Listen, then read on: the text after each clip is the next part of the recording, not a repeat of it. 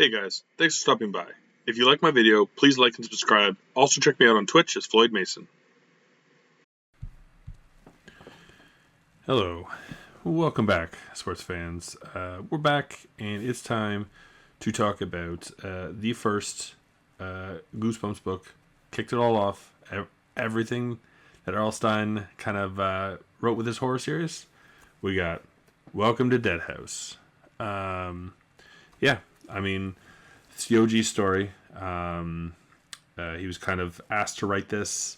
If I recall, I don't think he really wanted to. He used to write like comedy more than this, but was asked to do it and became the biggest selling kids book series up until Harry Potter took over, which is crazy to think about. But it's one of those things that even people I knew that didn't really like to read back in grade school and whatnot were interested in these. They just had that right level of, you were able to read them. They had a lot of times they had shorter chapters, not too complex, but something about the stories really pulled you in. And definitely, a big thing was the covers. This cover is amazing. At some point I hope to get through the whole series and do a ranking list of them all. I can already tell you this one will be pretty high, just because it's a classic. I can't remember now. I should have probably looked up beforehand, but most of the covers were done by Tim Jacobus. I can't remember if he did this one. I'm pretty sure he did this one, and it was State of the Basement was one of the only ones that he didn't do, which is why in the later released books they actually have a different cover, which he finally got the chance to do. Fantastic job on this one. And I think it was a big reason that helped out these books. When we get to State of the Basement, which is book 2, that covers well, is just fantastic. But for right now, we're talking about Welcome to Dead House. So basically, what I kind of want to do in these, we'll break down a little one, just because the first one, I still have to find kind of the style that I want to do for these videos. But I'm going to give a basic kind of plot synopsis. To be honest, I read this book now almost 2 months ago. I was doing a lot of reading while I was doing some contact naps. So it's been a bit. I had to write down a couple notes, but hopefully as I go forward, I'll do the recording close to reading it. So all the little things, and I'll kind of make some notes on good things I want to talk about. But yeah, I just kind of want to talk about the plot briefly, what I thought about it, what I thought made it a good, bad story, or just kind of like, some of them are just not bad, but they're just forgettable. We can kind of talk about that. And then, give it a ranking. I think right now I'm going to kind of do, maybe an S to D.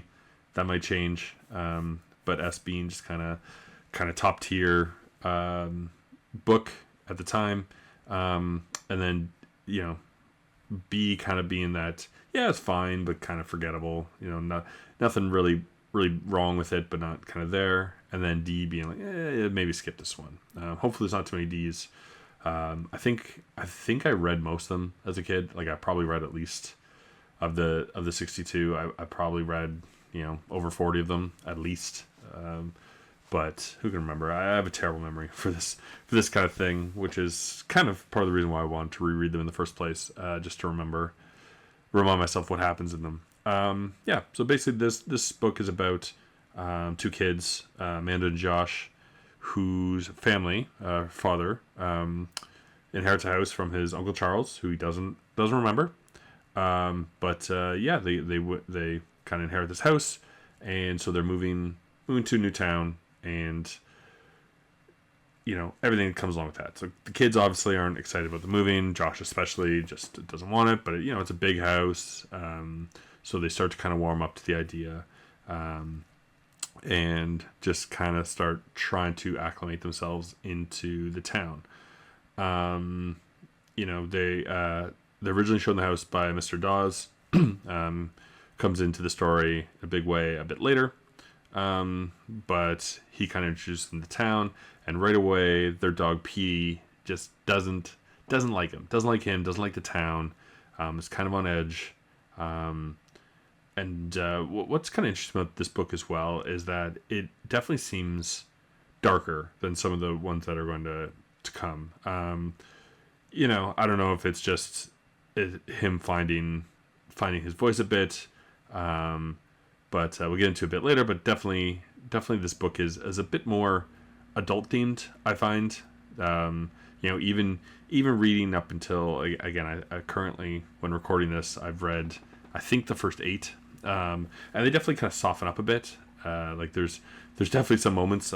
Stay of the Basement has some as well. I find to be a little more graphic in their telling than you'll see in some of the later ones, which kind of imply that things happen but aren't as explicit about it. But yeah, this one's got some eerie feelings to it. So basically, in this town, it's just about these kids, Men and Josh, trying to acclimate and move and figure out who they are. They make a group of friends. Who kind of the main one in there that we're introduced to is named Ray, who makes some odd comments, like they used to live in the house. There's a kind of weird moment where they're all standing around the kids, and then they just kind of constrict closer and closer to them. And it's one of those things that's very well written in the sense of like, is this something that Amanda is just feeling, or is it happening? Like, you don't know at the start of the story if there's something weird going on. Are these kids doing something? Is it just her mind? Because, she's had the jumpy feeling in the house that something's there, and then occasionally it had been Josh trying to scare her. But just like this new unnerving feeling in town, and is there actually anything going on, or is it just, her feeling weird about them? So as the story goes on, they're still kind of just, a lot of this book is just them kind of getting part of this town and whatnot until they're invited out, and they are at the graveyard, and they stumble across a grave that has Ray's name on it. And they learn that, spoiler, everyone in the town is dead.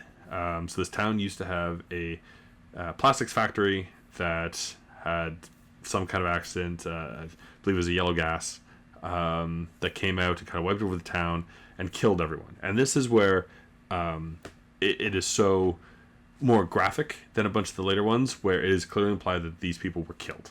And you're going to see that in the rest of the story, is that like it's directly stated that they are killed. So when this all happens, they're kind of attacked by Ray, who they kind of hit with some light, and it basically melts his skin off. So the zombies can't handle the light. It's kind of implied early in the book that it's often like rainy there, that they cover themselves with hats and whatnot. But the kids kind of learn that this direct light can kill them. So it explicitly is kind of this, just like they've killed Ray, and then they again are kind of trying to get away, and they come across Mr. Dawes, throws them in the car, as they are kind of looking for the parents, can't find the parents. Mr. Dawes is like, I know where they are, let me take you to them. And then they realize that he's driving back to the graveyard. So at that point they'd kind of known that the kids were, and it does, I'd say the only kind of weaker part of this book is it kind of does the same twist again, where they then find his grave. I think his name's Compton Dawes, I think, something like that. And they find his grave, and then it's, oh my god, everyone is a zombie. It's not just these kids, it's everyone. And Mr. Dawes is actually the one that explains about the plastics factory, and what happened there. And then unfortunately, and again, one of my least favorite moments in one of his books ever that I can remember is you find out that Petey is in fact also dead. It was looking for Petey that they kind of came to the graveyard the first time, and he was kind of the plot point that brought them there. But it's a thing where, because the Petey can tell that they're dead, they have to kill him first, which is, especially to me reading this, I read this as a kid, and I'm a huge dog lover. It hit hard. Usually don't kill pets and kids, but Stein was stamping his name on the horror scene with this one. So that's kind of just of it. They're now in the graveyard. They find a big town meeting going on. That's shaded under this tree, and they see their parents trapped there. And basically, they find a way to push this tree over, and light kind of emits all over the meeting, and all of the people melt away. Which again is fairly graphic for teens novel, or where it depicts some of their like skin melting away, and one of Amanda's friends, I can't remember her name offhand, but just kind of looking at her, and she just kind of melts off. Yeah, and that's kind of it. The parents are there, so they witness it all, which I'd say a lot of these books too, which I kind of like about R.L. Stine, is that the parents become aware of a lot of things. A lot of them are skeptical, but it doesn't leave that like ambiguous ending kind of thing where it's like, oh, were the kids exaggerating in their mind? Was it real? The parents are aware, and they're like, yeah, like this is some crazy stuff. We got to get out of here. So the book ends with them packing up, getting out of town, and another family kind of moving into that house, and Amanda kind of hitting them up with the line of, "Oh, I used to live in your house," which is something that Ray said to her early in the book, which I think is a pretty good ending. So I mean, overall, I quite like this book. I think it's very strong for being the first book in the series. I think that Amanda and Josh are great characters. Stein loves to use siblings. Like a lot of his books are, two kids, siblings or friends or cousins, but often two to kind of bounce items off each other, which I mean is his style, and it works quite well. But they're both relatable characters. I like them both. I like the level. Honestly, I like the level of violence in this book. I kind of wish that it had kept this a bit. I feel like it gets a little softer in some of the later books. Some of the early ones, even as well, are a bit kind of just like, eh. But and definitely, my rating is going to be based on what I like, and I kind of like things like this. I like to stick away.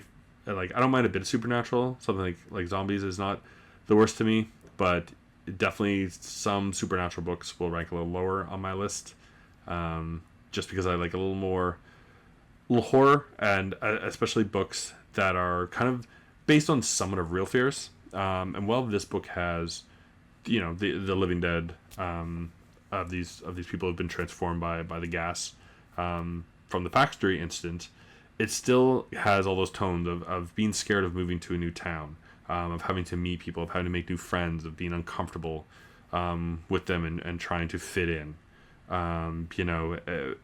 They don't know at the time, but P's taken and killed, and that fear of Josh, especially of losing his dog, which I think really up the scares, because even though it has a supernatural element to it, it has this really real base of things that are scary. They're scary for kids, which makes it a great book. So that's kind of all my view on it. As for a ranking, I think this book is an A tier. I think there's some things that could be a little better. I don't necessarily love the double twist, or not double twist, but duplicate twist. Was a little cheap. As I said, like there's still that supernatural to it, where the ending of them kind of pulling down the tree and everyone just being exposed to sunlight, like it's just how they no one's been in sunlight the entire time before they're able to avoid it, is a little iffy for me, to keep it out of that top ranking. But I think it's a very solid read. I think it's a big reason. I can't remember now. Like I remember looking into it. I think it wasn't until I think it was maybe Say Cheese and Die, or one around there. It was around the fourth or fifth book, I think, where this, or it might have been Let's Get Invisible, that really sold well and took off. But I think this is a great one. that just kind of showed the promise that this series could have.